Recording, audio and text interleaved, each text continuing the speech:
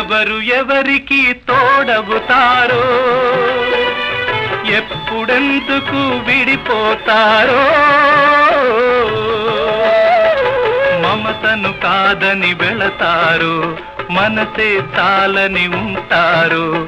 ఎవ్వరి పయనం ఎందాకో అడగదు ఎవ్వరిని, బదులే దొరకదని. అడగదు ఎవ్వరిని, బదులే దొరకదని. కడుపు తీపికి రుజువేముంది, అంతకు మించిన నిజమేముంది. కాయే చెట్టుకు బరువైతే చెట్టును భూమి మోస్తుందా?